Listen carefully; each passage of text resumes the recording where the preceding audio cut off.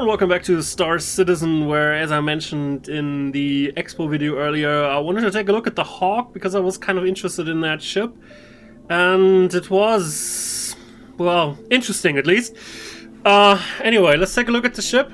You already saw it at the Expo. It wasn't quite as shut up back then, but I did take a few hits, and apparently the damage states are working. It doesn't register as damage on the HUD, but it looks a little bit like it's been having a rough day, I guess. Anyway, generally, you know, from the basic design, I think it's a pretty neat ship. What kind of bothers me a little bit about it is that it has all these wings. I'm not sure how durable they are. From what I've read, they seem to be pretty fragile, and a lot of the guns are attached to those wings. So if you if you start losing the wings, you probably lose guns. Not sure if maneuvering thrusters are on the wings as well. So you probably don't want to lose them in the first place. Then another thing that is a little bit strange about the ship, I gotta say, is some of the design choices that went into it. First, it doesn't have any missile launcher, which apparently in concept at some point it was designed to have one, but then kind of the entry for the pilot seat got in the way, and so they just scrapped missiles entirely.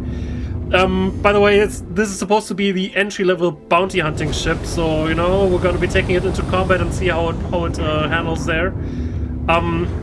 Because if you want to hunt a bounty, doing combat is at least part of that in some cases. Though possibly you also want to take your bounty back alive, to be honest. So, that's just a whole bunch of buccaneers. Oh, great. Anyway, let's go to guns. Guns-wise, the default loadout of the ship has 4 size 2 fixed guns. I think laser cannons, if I remember correctly, but I might remember wrongly. And then 2 size 1 guns, which are EMP distortion guns. These ones here.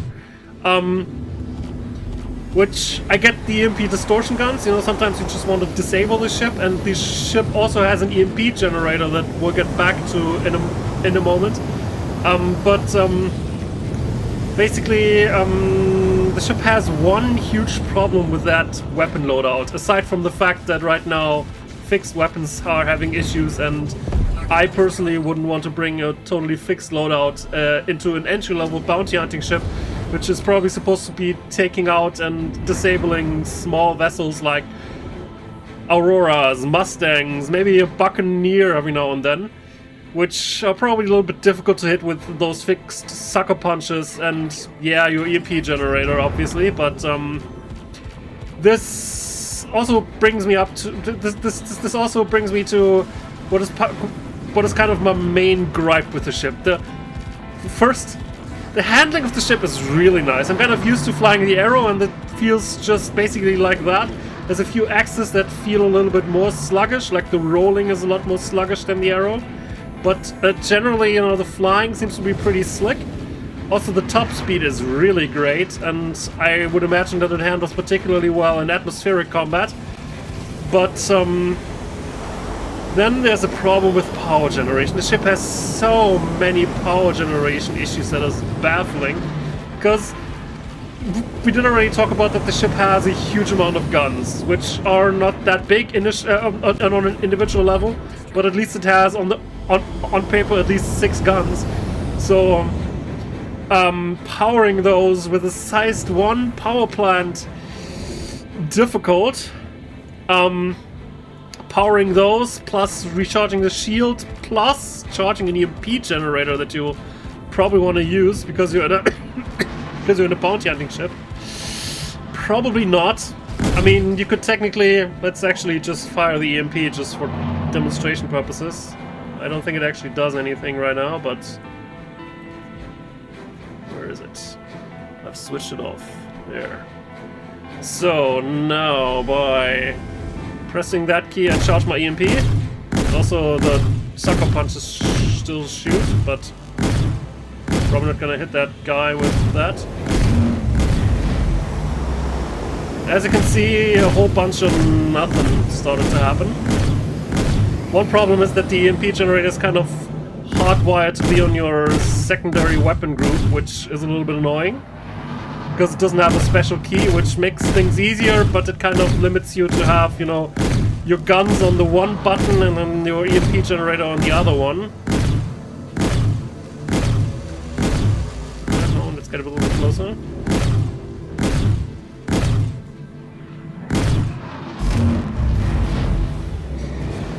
Yeah, as you can see, it does a whole bunch of nothing to NPCs. At some point, you were able to do stuff to player ships with it. Maybe I just need to get even closer, but I kind of doubt that. Let's maybe try getting a little bit closer this time.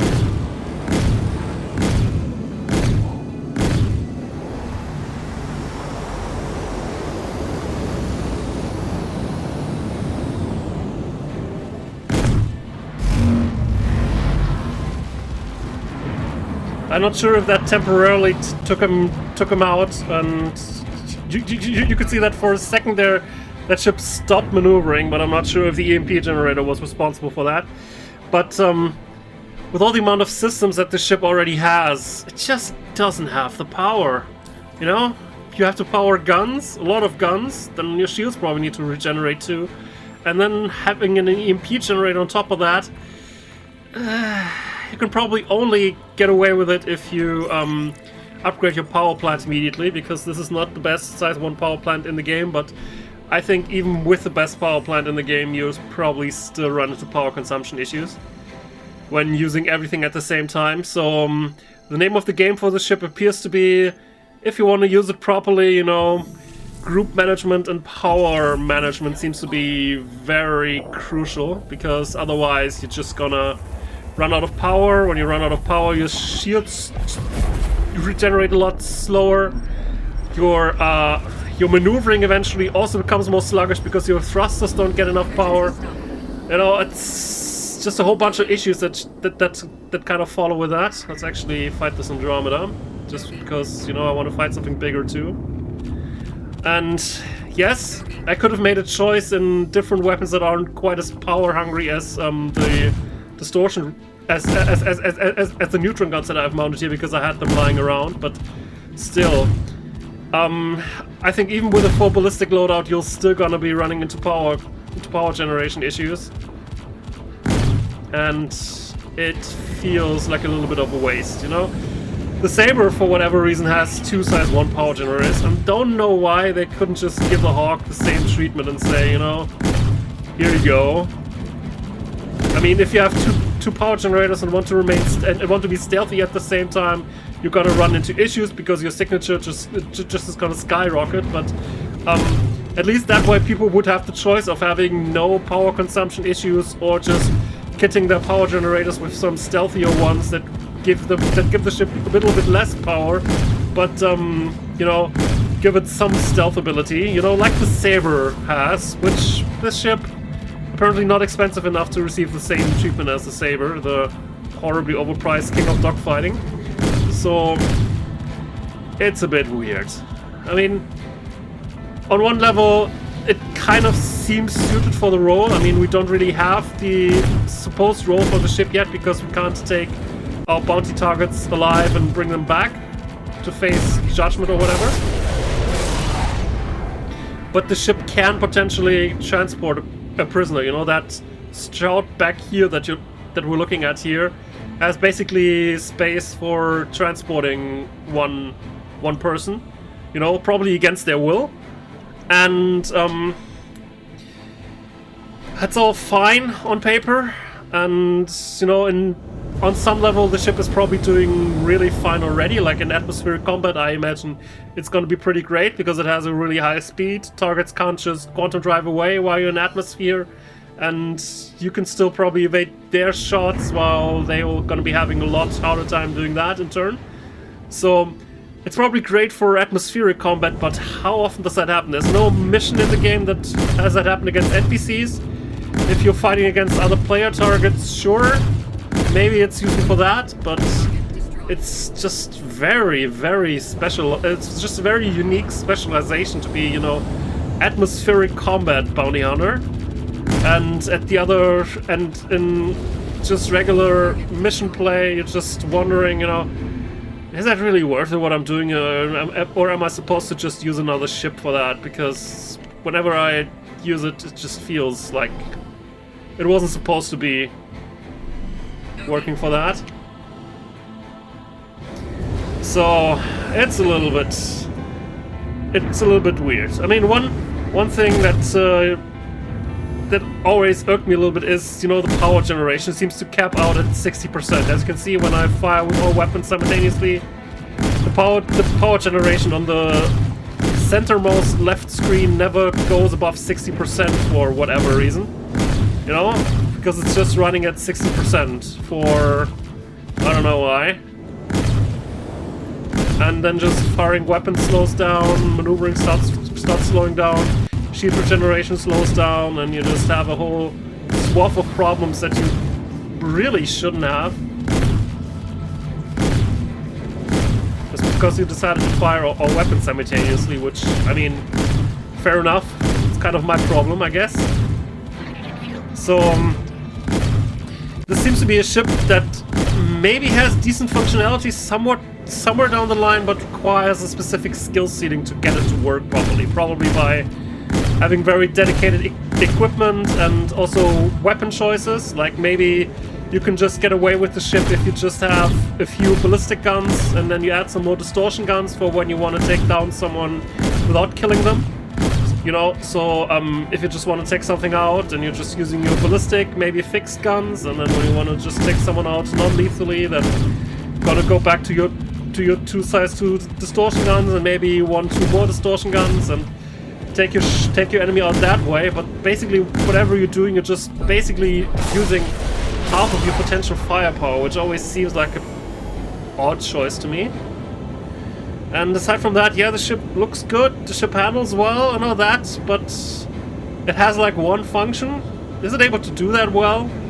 Well, it depends a little bit on how stealthy it'll turn out to be, because right now the stealth systems are very rudimentary. Maybe you're gonna have enough stealth to just hunt a target down and then just surprise them when they go planet side for a visit and just take them down with non-lethal methods on foot there and just do that. Another interesting thing, this is I already refueled the ship pretty recently, like 20 minutes ago or something, and the fuel is already at 0% again, and it doesn't seem to be regenerating any fuel. So that's also a little bit of a weird choice. I mean, if you need to stalk a prey, then maybe you can't just decide to, oh no, I need to refuel real quick.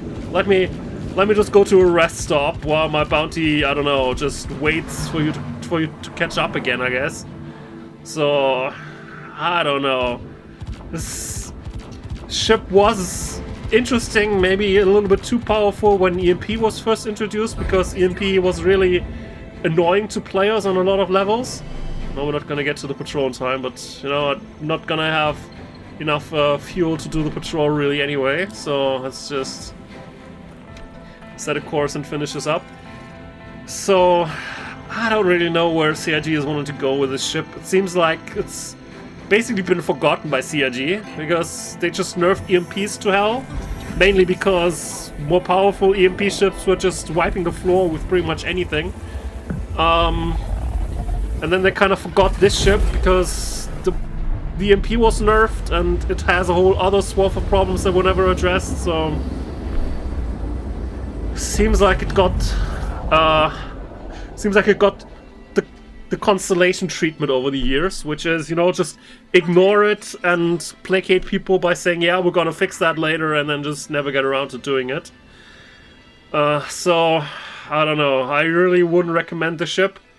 You know, it has nice things about it, but it's just, I don't see it being very usable, when for a similar price you could get an Avenger or an Arrow, which just do the pure combat thing so much better than this ship probably can at this point in time. And maybe it's gonna get better at some point, but I don't know. Maybe, probably, we'll see. I don't know. Talking about let's see. Let's see which ship we're going to be looking at in the next episode. Maybe the Hurricane, maybe something from the upcoming day, which I think is Oh, let me look that up real quick. Which is Robert Space Industries, which most of the ships I already did talk about, so probably not something from there. Maybe we're going to be taking a look at the Mantis and talk about quantum addiction a little bit. Might just be, you know, an interesting topic to talk about in principle.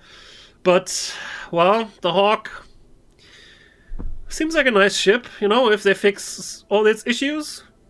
Right now, I don't really recommend it, but I'll recommend you see me next time. Have a good one.